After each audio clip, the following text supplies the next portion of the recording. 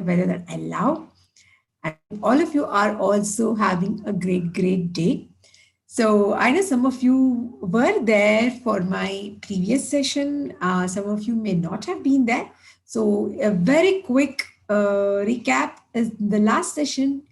We talked about why storytelling is powerful as a teaching tool. So storytelling is powerful, definitely, but as a teaching tool, it gives that additionally great push to your teaching efforts. Why that is so? So there are two parts to any kind of interaction. One is the quality of interaction, in the sense that how the infrastructure part, where the best technology you have. If you have a face-to-face class, you have a smart board, you have teaching methodology, there is this thing to do, that thing to do, and everything else. Of course, now we have Teams and we can do this, we can share screen, we can do a lot of things which are also very important. So how can you make it more effective? But the other side of the coin, if you look at it, is connection. So it's only when you connect to your learner, whether it's a small child or an adult, it really doesn't make a difference. Only when you connect to your learner, your learning can actually happen. So you can have beautiful technology, you can have everything grand, the best that money can buy. But if at the end of it, you're not able to connect to your learner, everything is just there. It doesn't have effect. Storytelling is something that brings connection very easily with not just children, with anyone, including adults. So corporate storytelling is seen a big revival. When I'll say revival, because in the olden times, in the ancient times, storytelling was used in a big way to teach.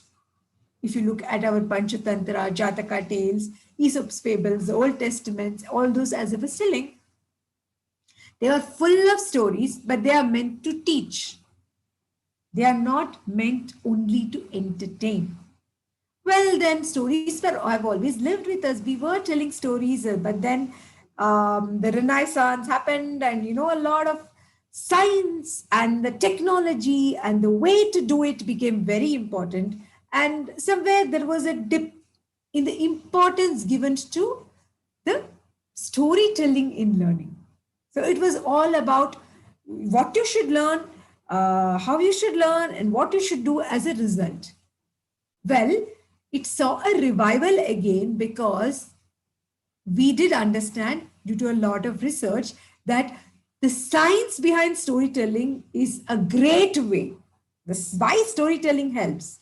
If you all know that stories are great, but why does it help? When we were able to explain that, then it saw a revival. So today, storytelling is everywhere, including from your LKG class to your 10th grade to your offices, where you use them to teach concepts. That was sort of, I would say, in a nutshell, what we talked about in the previous class. So today, what are we going to do? As I would like to request you that I will be asking you certain things. So if you can unmute yourself and tell me, so that we can have a more interactive class.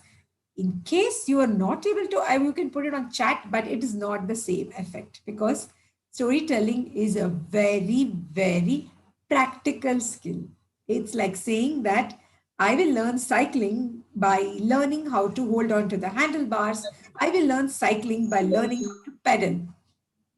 Well, unless you do the pedaling and you go forward and learn to balance, you're not cycling. You're only learning how to. So I would say storytelling is actually a no-brainer, because it's something we all do so naturally, but yet it is a very practical skill.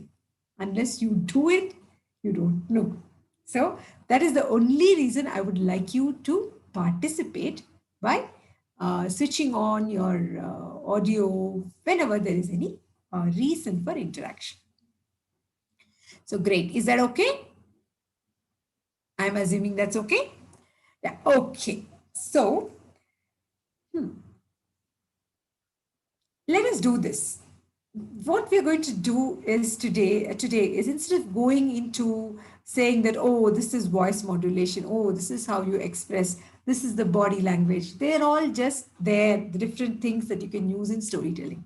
But instead, what is their practical approach and why do they help in teaching, right? That is what we are going to see today. We will take a story, a simplest of a simple story, a very, very simple story, which most of them will know, and see how we can make it an interesting story using the storytelling techniques. So, when we say storytelling techniques, it's really nothing much. It's not that, there is some technology involved in it. It is all about letting your inner child come out. So I will say, before you go on to any storytelling techniques, before you go on to this, that, and 101 things, two things. Let your inner child come out. Don't hold him or her back. Because the joy of storytelling is when it is seen through the eyes of a child who is ready to step into the story. When you want your listeners, when you want the children to whom you are telling, you want them to immerse into the story. It's like something is put into water, it's fully wet. Everything, every single bit of it is in the story. Well, that's quite beautiful, but then you have to realize that unless you are immersed into the story, your listeners will not immerse, right? So it is very important that you are into the story. It's not some vague story which you read in a book. It's not something that you heard somewhere. They're not words. So what is the difference between a lesson in the textbook and a story? I am sure you have had this question sometimes. I have had it many times, and I have been asked the question many times. All our language textbooks are full of stories. So what's the big deal about storytelling? Because storytelling is not just words. It's about bringing the words alive right there in front of your listeners so that they are with you. How do we do that? For that, of course, there are multiple ways to do it. You can use your words effectively with older people, older kids and adults. Use of language effectively to create a picture, to paint a picture of the story is very effective. With younger children, you do more of expressions, you imitation, and all, you bring it into your storytelling. That, I said, is one very, very important thing. That is, immerse yourself into the story, for which you have to let go of the inner child in yourself. Everywhere there is a storyteller in each and every single one of you. You just have to let them out. That is more than 3/4 job done. Right? The second thing is observation. I want to, let us say, talk like an elephant. So, I may not have seen an elephant in close quarters, but I have seen an elephant. Now, I will ask you one question. What is the first thing that comes to your mind when I say elephant? You can unmute and tell or put it on chat, whichever works best for you. Big ears. Swaying of the trunk, that and the flapping of the gigantic ears. Yours, yes. Very, Big very, was very big inside. Very big, actually. Huge. Elephant means a big one. big, very Yes. big. Wow, huge. A grey cloud. A Huge great. grey cloud. Wow, amazing. Yes, a huge gray cloud. Yes. So now you are all into storytelling. That's all there is. There is a thought in your mind which is based on what you have seen or what you have heard. So you can tell a story about an elephant because you've seen an elephant. You can tell a story about a dog because you've seen a dog. You can tell a story about a fish. You've seen a fish. You can tell a story about a polar bear. You may not have seen a polar bear, but the polar bear you may have seen in a movie or a film. How will you tell a story about a dinosaur which you have never seen? When the image of the dinosaur was created for the first time based on the bones found, whoever did it was a storyteller. Right? Do you agree with that? Yes. Yes, absolutely. What Yes, was ma'am. it Yes. that storyteller used True, to true. create a dinosaur from bones?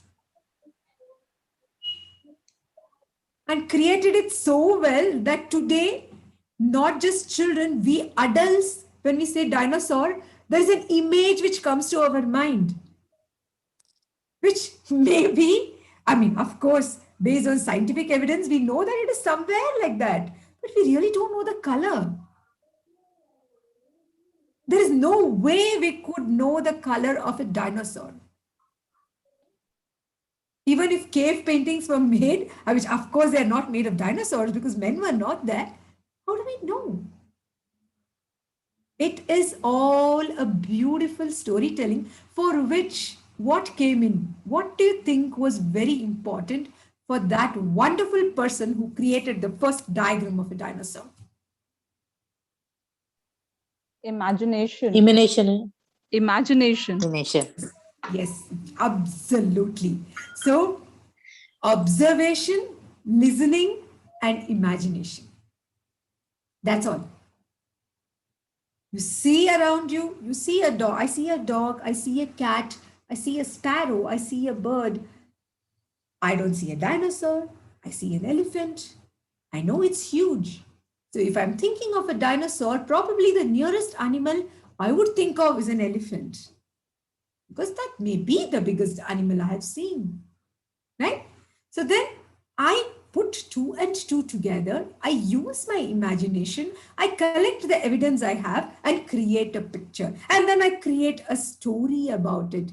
It is not just the picture, it is the story that was created about the dinosaur which helped it to stay in our mind. Right? So, letting out your inner child, observation, and listening. These are the basic, I would say, the skill sets that a storyteller can use. Okay, now I'm going to ask you to do one thing.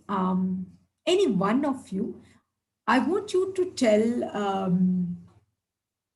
a very well known story, let's say, Hare and the Tortoise, in just so many words. I'm not asking you to tell the story as a storyteller. I'm just asking you to tell the story in the shortest possible way. Just the bare bones story. Anyone?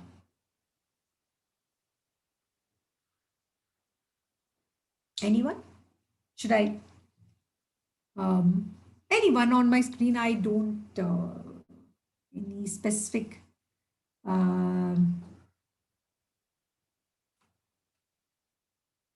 Anyone wants to volunteer, or can I call out?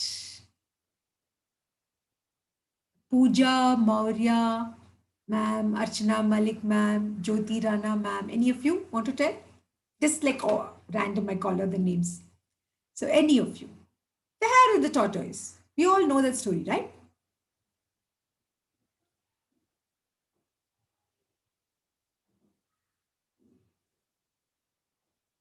Is something wrong with my mic, or am I hearing silence? Anyone, please? Okay, fine.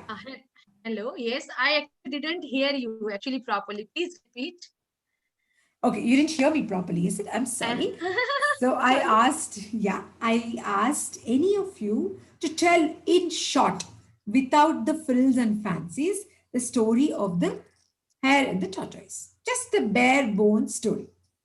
Okay. So there were a hare and a tortoise, And obviously Hare felt always that he is very clever and fast also. He wanted to show that guts in him all the time. But finally, what happens that tortoise wins the race. That is the shortest form of the story. And how it wins that when one started, tortoise didn't stop till the till reaching the end point. That is the main thing of the story. That once started to run, he didn't stop. In case tortoise thought, that hare thought I should have a nap. And because of that only, tortoise won. Thank you. Thank you. Thank you. Thank you very much. May I know your name? I am Radha Prasad. Thank you, Radha Prasad, ma'am. Thank you so much. Yes. So that, yes, Ash is in very short the story of a hare and a tortoise. Now, this story, there's the probability that children have heard it is very high. Let's say you have to tell the story. How are you going to make this interesting? Or for any reason, how can you make this story more interesting using the storytelling techniques? Let's just try that out. First, where is the story taking place? Where is the story taking place?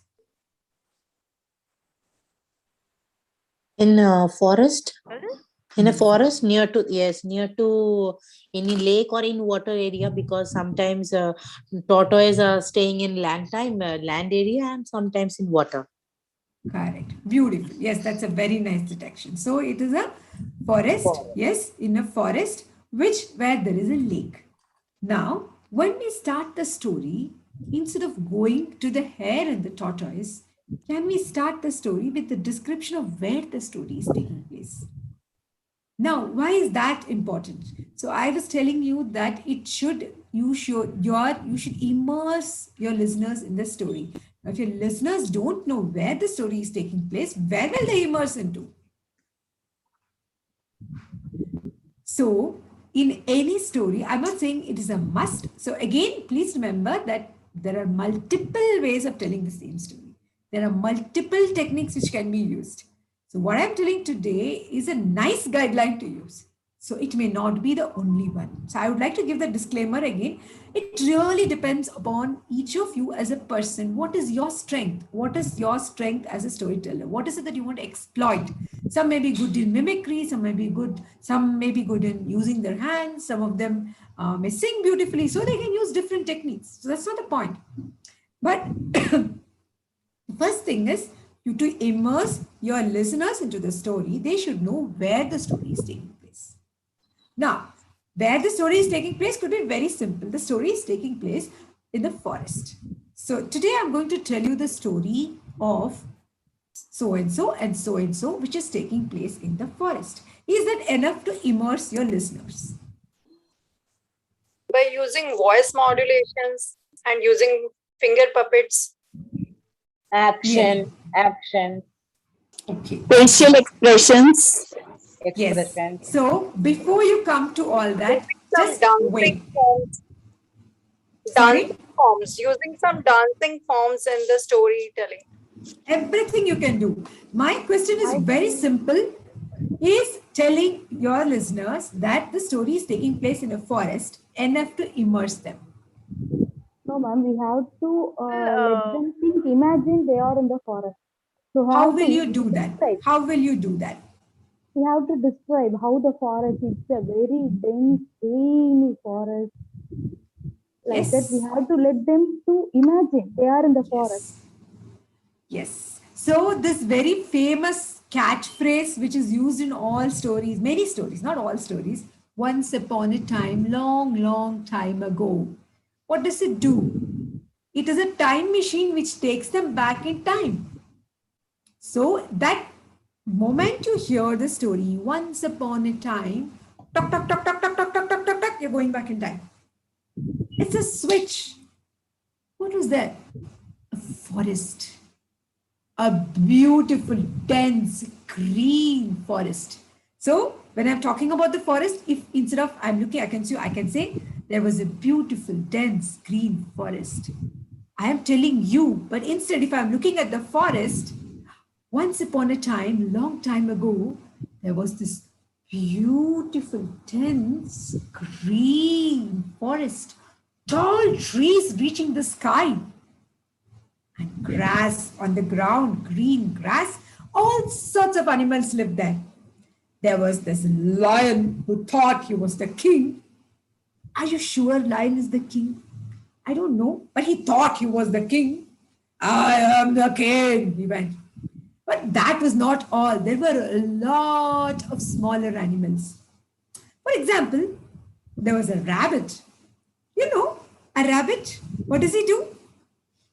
He was hopping, hopping, hopping, hopping all over the place, all the time active. He was one of those people, you know, always running. And then there was the tortoise. Tortoise was calm, patient. He went up to him and said, Mr. Tortoise, how are you today? He would say, good. And if you went up to the hare and said, Mr. Hare, how are you today? He would say, oh, I'm really, really, really fine. You know what a beautiful day it is. It's just so sunny. No, it's not sunny, it's raining here. It's so sunny. I'm like, wow, you know what? I had this beautiful game with somebody. You will stop talking. So what I did just now is a character introduction. In all the movies, you have a character introduction, right? Like when your hero, Rajnikant or Shah Rukh Khan comes onto the screen, you don't just walk in. You give them an introduction. You give them something to let your audience remember them. So in a story also, you can give a character introduction. Who is that character? What does he do? Or what does she do? What is the nature of the character? Right? So start with the setting. Go on to a small character introduction. Okay? So you're with me till now? Now, if you have a question, where do all these things come in? Your voice modulation, your expression, your body language. They come in through the story, from start to end, in every single bit. But they are the tools that you use for storytelling, like a screwdriver, like a spanner. So it is not that, oh, I should use expressions here. It is there. You should use it wherever it is required. Okay. So now we have the setting of the story and we have a character introduction. Now we have to jump into the story. So once upon a time, long time ago, there was this deep, dense forest where there lived a lot of animals, including the great big lion who thought he was the king, the elephant, and a tall giraffe. Have you ever seen a giraffe in a zoo? Oh, yeah. But today my story is not about any of them. It's about a small animal, a small but very cute and furry with the long ears. You know who it is? You know? Have you seen? Rabbit? Yeah, a rabbit. But it's not only about the rabbit, mind you. It's about his friend. I mean, friend in the sense, he was his friend, but they also had some kind of arguments sometimes, but he was still his friend. The tortoise. Yes, the tortoise, who was so slow. And imagine, the rabbit is so fast, the tortoise is so slow. They were still friends. For example, if you went and asked the hare, how are you today? He will go blah, blah, blah, blah, blah, blah, blah, blah, blah, blah. And he went and asked the tortoise, how are you today? He would say, fine. Well, anyway, all was well. And they were good friends till one day, something happened to the hare. He thought, this tortoise, he's so slow. Look at me. I'm so fast. I can beat him any time of the day. So what does he do? He then goes up to the tortoise and tells him, hey, come, let's have a race. I'm going to race you. 1, 2, 3, start. Stop, said the tortoise. What? Wait, let's decide the rules. What rules? No rules. Come, let's go. Stop. Yes. Where is the starting line? Said the tortoise. Oh. Rules. Okay. So the hare, you drew a line. We're going to start from here. And then whoever reaches there. Where? There. Where? There. Beyond the lake. By the side you have to go. Whoever reaches there first is the winner. Okay. What? You think you can win the race? I didn't say that. I don't know why you're even coming for a race with me. I'll win it. You can be here. No, I would like to try.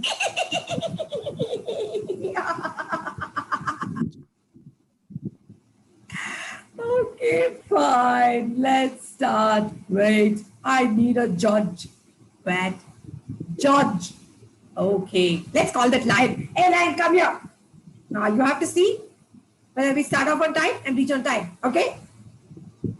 And the two animals started the race. Now, what did we add to the story here?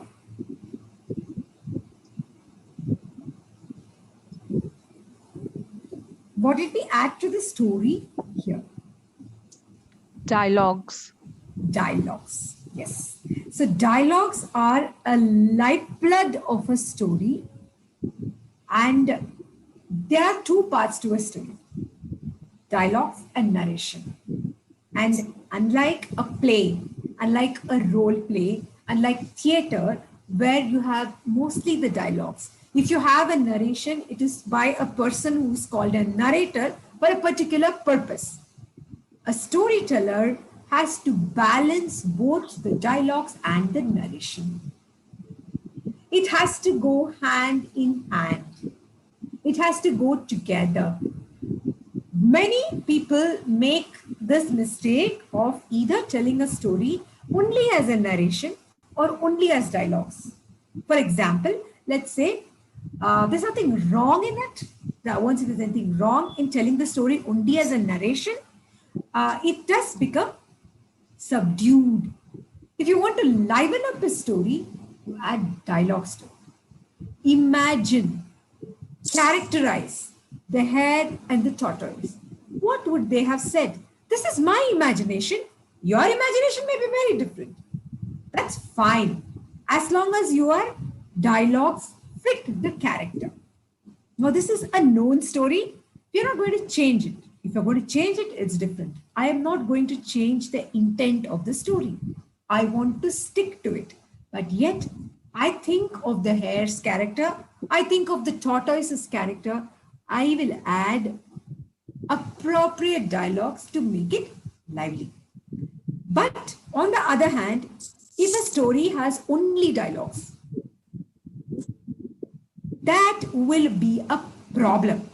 For example, let us say the same thing. I will tell the same thing, one small bit of this with only dialogues and only narration. So the hare and the tortoise decided, I didn't tell that story, right? One day the hare thought that he wanted to defeat the tortoise in the race. So he went up to the tortoise and challenged him to a race. The tortoise willingly agreed. The hare was quite surprised at this because he thought that the tortoise didn't stand any chance of winning. So he tried to dissuade him, but the tortoise was very happy to come for the race. Well, then the tortoise said that they had to fix the rules and had to have a judge. So they decided to fix the rules. They set the starting point and the finishing point and called the lion as the judge. Only narration, right? On the other hand, let us say I have only dialogues. So I'll say, I will say, like, it'll go something like this. The hare said, "Hey, let's have a race." The tortoise said, okay. The hare said, I'll win. I'm sure I'll win. I don't know why you even want to try. The tortoise said, I would like to try all the same. Well, let's start, said the hare. And the tortoise said, no, we need to have rules. I need to have a judge for this event. And then the hare said, no need. Let's just start and go. And then the tortoise said, no, we have to fix the ground rules. We need to get a judge. And then the hare said,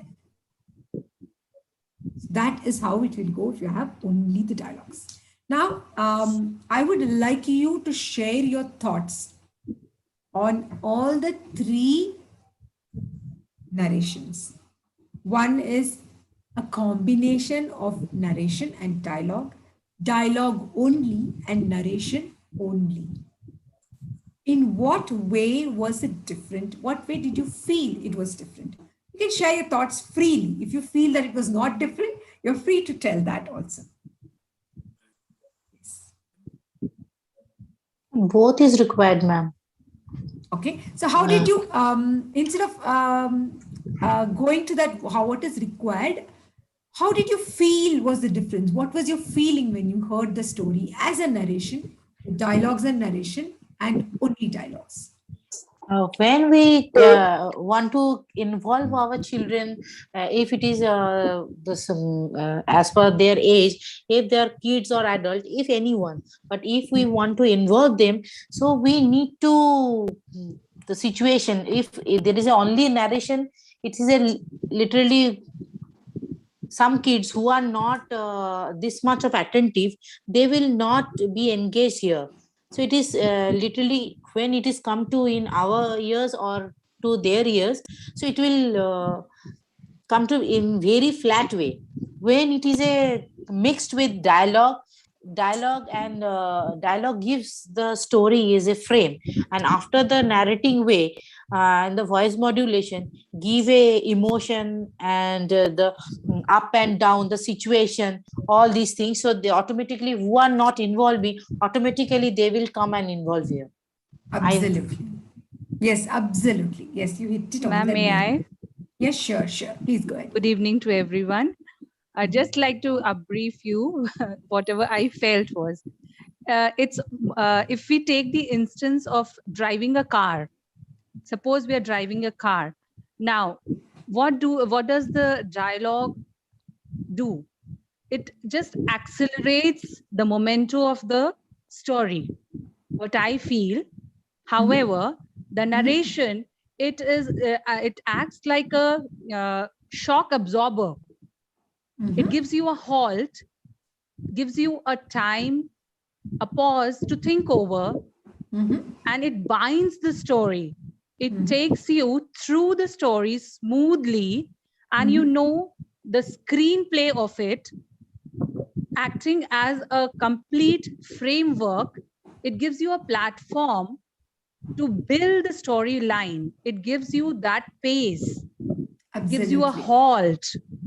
And the combination, the sandwich that it comes out with, I feel, is absolutely stunning. Thank you, ma'am. Absolutely. That's a very nice analogy. Thank you so much. Yes. So dialogues, yes, they give a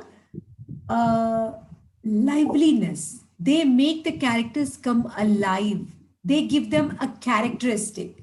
So you don't have to make a slapstick out of it. You don't have to modulate your voice so much. It's really up to you, right? But with younger children, modulating your voice is really, really advantageous because it gives them an anchor to imagine. That's all. So it is not that if I don't speak, I am the king of the forest, they won't know it's a lion. Or if I don't say, hey, help me, they won't think it's a mouse. If I say, the mouse said, help me, I'm in danger, they will still understand it's a mouse. Right? But if I add that element of voice modulation and facial expression and gestures to whatever I'm conveying through my dialogues, right? It helps them to visualize so much better. Yeah, someone's, if you have some background noise, please mute your mic, please. Yeah. So that is the importance. That is where all these come in. So generally when we say storytelling, oh, we say, yeah, voice expression, voice modulation. Yes, yes, yes, yes, yes. But although the reason for that is just that it helps the characters come alive. So you can do it in any which way. You can do it using gestures only. The huge giraffe looked down, eating the leaves on the tree.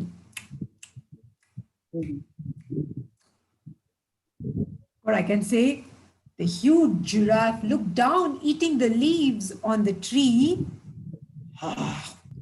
Nice, yummy leaves. So how do I bring the giraffe alive? I don't want to do either of this.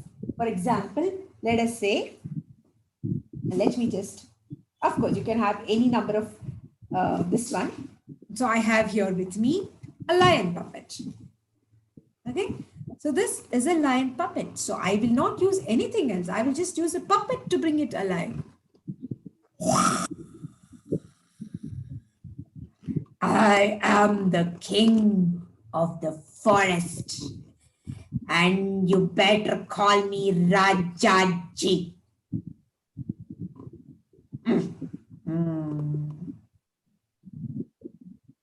So I'm using a puppet to bring it alive. But if I don't have a puppet, I can use a picture. I can use a prop. I can use something I draw on the board. I can use stick figures, right? Or I can use my body and my voice. For example, I want to indicate a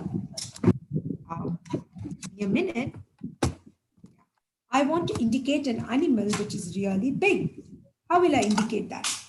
The huge elephant, or the tiny mouse, the elegant bird.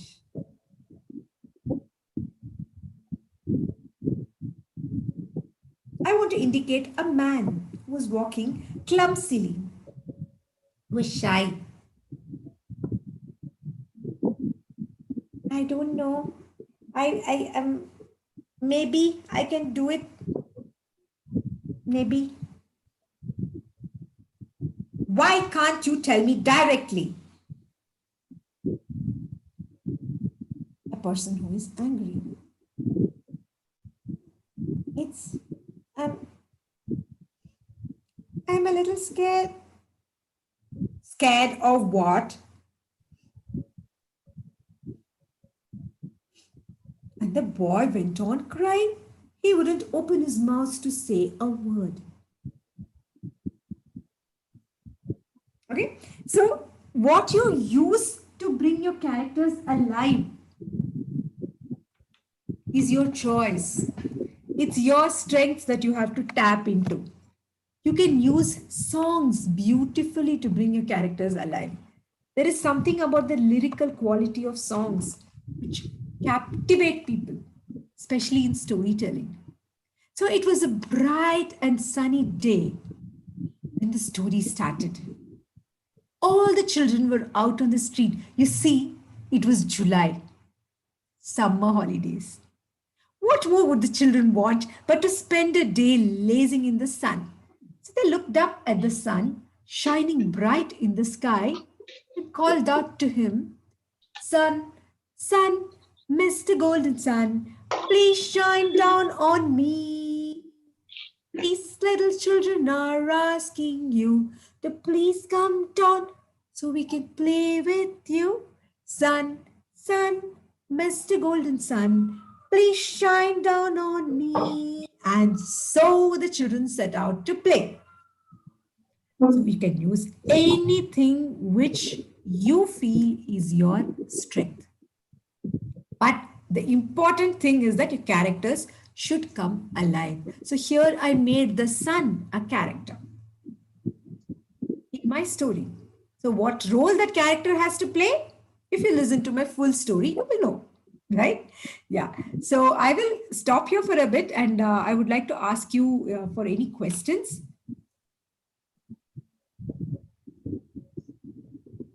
Let me see if there are any questions in the chat.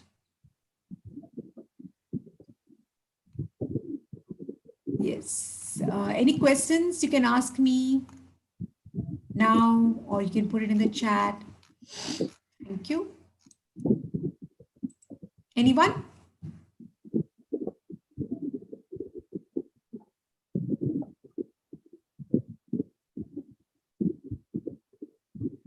No? Okay. No questions. Yes. Okay. Apps to use while storytelling. Okay. Can you unmute yourself, ma'am, and tell me what kind of apps are you looking for? So what is the purpose for which you want to use the apps? Good evening, ma'am. Yeah. I would like to say you have the best facial expressions. And I have seen one of an app, the name is Habitales, where we can, change the picture and I can put my face on one of the characters. So I really like that app, but I was looking for more apps so that I can change the background or I can use different emotions or emojis while storytelling. Okay. So, okay, thanks for the question. Definitely, it's interesting to use all of them, but I wouldn't say they are necessary. In a way, they become a crutch which you hold on to. You will not bring out what comes naturally. So let us say I can use a mask. So why do you want to use an app? Use a mask. Create a paper mask. So it is, virtual storytelling is here to stay. I am not denying that. So, but there are some things which are beautiful because they know that you're connecting. They know that you're connecting with them. It is not something else which is making it up. Something simple. Let us say, I'm sure some of you may have tried it out. For example, Zoom has these filters, right? So I very often use these filters. If I'm using storytelling, if I'm doing any storytelling. The bell went over the mountain, the bell went over the mountain, the bell went over the mountain.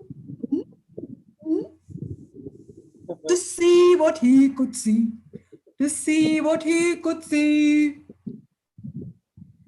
The other side of the mountain, the other side of the mountain, the other side of the mountain was all that he could see.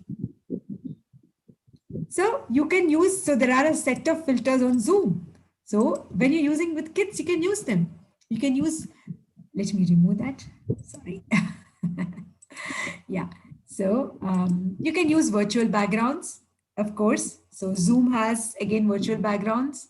I'm sure Google Meet also, you can use virtual backgrounds. You can use in Teams also, you can use virtual backgrounds.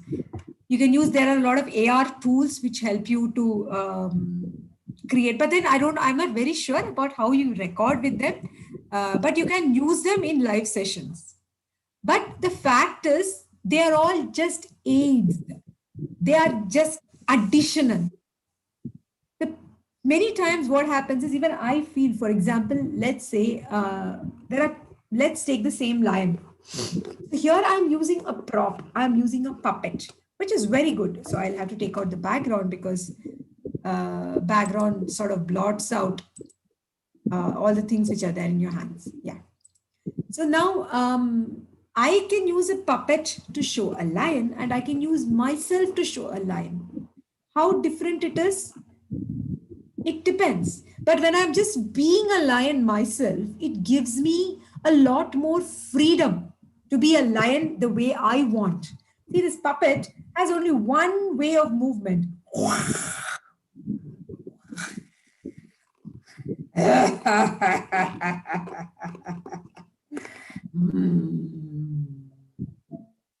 Today is a day of hunger.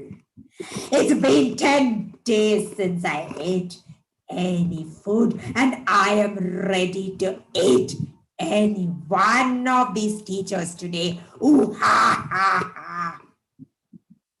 Okay, so now the puppet did add some drama because it had a the teeth and all that. I'm not saying I'm denying that. So whatever I'm using as an aid will help. It's not that it does not help.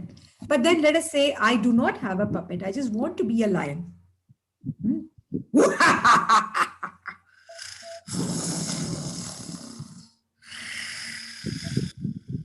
Today is a day of my hunger. I am so hungry. I can eat any of these.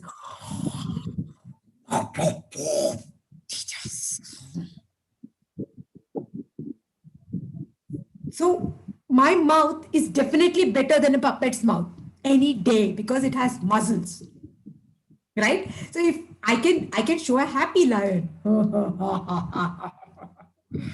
Hey, I'm feeling full. My tummy is full today.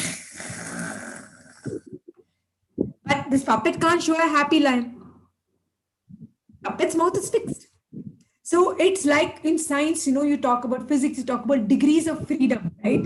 So the degrees of freedom that you have when you are using yourself is any day infinitely more than when you're using tools.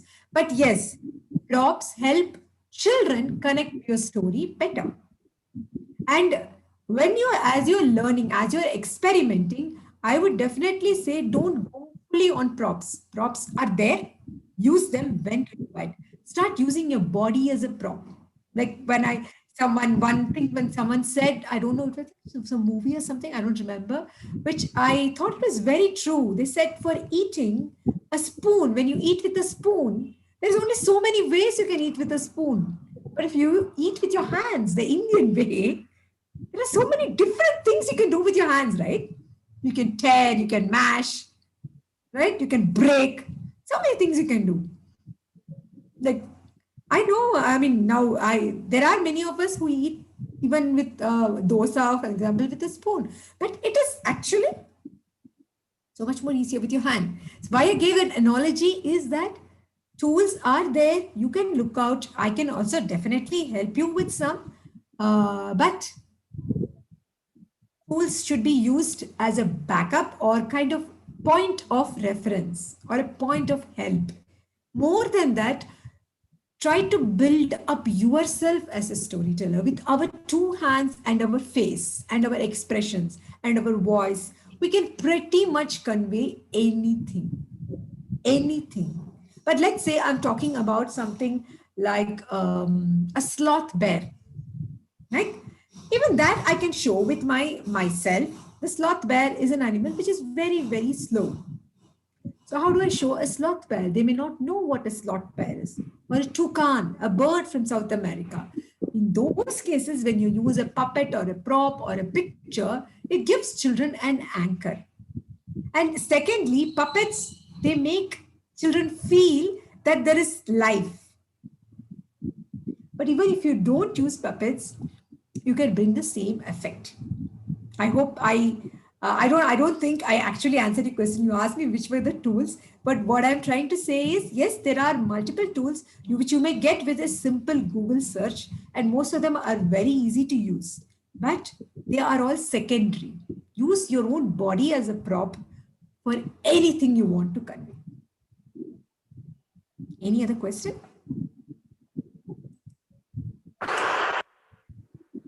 Excuse me, ma'am. Yes. Tell me, please. Yes, ma'am. Till now, which things you explained, we are going with the normal child, but who are visually disabled and who are hearing disabilities are there. So, with this type of children, how we can go with them with the storytelling? Okay, so I do on a voluntary basis. I do storytelling with visually disabled and also spastic children. Yes, definitely. There are some, I was talking about these degrees of freedom, right? Some of the things which you have to let go. So just like they have let go of one of their faculties to lead a normal life. When you are telling a story to them, you also let go of that. So let us say I'm telling a story to a visually impaired kid, visually impaired children. Then I I am not going to use any of my facial expressions or hands. What am I using? My voice. I need to bring everything out through my voice and the sounds. So again, there you can definitely do it. And they have a very high honed sense of listening. They will catch on to small things, in fact, which you may not even think. Touch. When I'm telling stories to visually impaired children, I take a lot of things which I can give it to them as I'm telling the story, and they can feel it. It could be a stone, it could be a vegetable, it could be a book, it could be a piece of fur. Then they listen to me, and then they know they are able to connect this to this. Children need a lot of hooks compared to adults. Of course, adults also need. Now, problem is with adults is that we have the biggest distraction of all time, which is our phone. So even if we are looking at a program or a workshop, we will have some 2-3 tabs open, and then we will also have our phone. There'll be a WhatsApp notification, which will of course have to look. So adults are any day more distracted today than adults. I mean, children. I'm sure most of you teachers will agree with that. But children, they are not distracted because of the phone. They are not distracted on purpose. It is just that their minds are distracted because there are so many wonderful things in the world to learn, right? One of them is the story you're telling. What about the little dog which is barking outside? That's so interesting. What about the truck which went there? That sounded like a water truck. Why not? I want to check out what that is. Oh, what about the fact that the child has been having a fight with his best friend? He wants to settle it. So there is so many interesting things in the world. Children are not distracted on purpose. They are distracted because there are other things to do. So when you're telling story to children, you have to continuously keep giving them hooks to pull them back. So that is one beautiful way, so that it's okay. They're not wrong. You cannot tell a child that why aren't you listening? They're not listening because there is something more interesting. If any of you are not listening to me today, I can't come and ask you, why aren't you listening to me?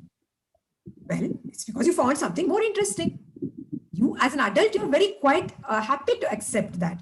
But as children, we tend to think that they're not listening. They're distracted. Why are they distracted? I am not being interesting enough. So you have to continuously use hooks, which is true for special children also, especially able children also. So you have to give them the hooks that they can connect with. Whether it is a touch, whether it is a sound, whether it is a imagery, whether it is time. Sometimes you may need to go slow. Less, tell less than more. Don't confuse them with too many things. Like I did a small bit of hair in the tortoise. I wouldn't say that the same way if I was talking to especially able children, because I'm unnecessarily overloading them with information. What is important, there was a very, very crafty hare and there was a very, very slow tortoise, and they decided to have a race. So what are the hooks that matter to them? We need to give it to them. I hope I have answered your question. Yes, ma'am. Thank you. You see, I'm a storyteller, so when it comes to stories, I tend to become a little overboard in my speaking. I'm sorry. So I know that you have passed the time also. So with all other things, I can be quite minimal in my speaking. When it comes to storytelling, I won't be able to stop myself that much. I'm sorry about that. Yeah. Excuse me, ma'am. Yes. Yeah, Girija here. I just want to ask you one question. Suppose when we are doing a reading activity regarding any story with large print books, so how we can present ourselves in front of kids? It means I want the child to read the words, or he or she should be able to read by pointing out the different words and all like that. So which type of method will help me to be more clear to make them understand? Okay, so if you want the children to read, you're talking about a physical class, right? Yeah, Yeah, ma'am. Offline. Yeah, physically. Offline also, I can use on PPT or something like that. If I want with pictures and all PPT, I can use, and I want to explain them. Physically, anyhow, we have our books with us, so we are just explaining them. But suppose on virtual, I want to share with a PPT with one picture and some line is written under that, and I want to explain them. So that method I want. Yeah.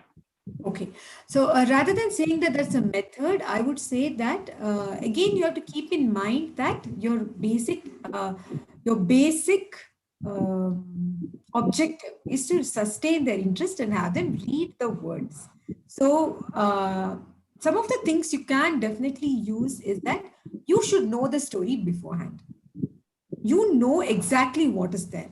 So probably you have read it a few times already. So reading along with the children when the book is kept in an offline class, in an online class, it may not make any difference because you're not there at all in the picture. You'll be projecting only the book, right? So then it is only in your voice. Your picture may be somewhere there in one corner, like a square. The children will not even pay attention to it. They will not be looking at it even, right? If it is possible for you to have a screen so that your face is seen and the book is actually kept in front of the camera, it would be good. But then there are a lot of light issues that becomes difficult. There's a lot of flash which falls on the book. So then what you have to do in a virtual class is use your voice. Your voice needs to be extremely lively and extremely energetic.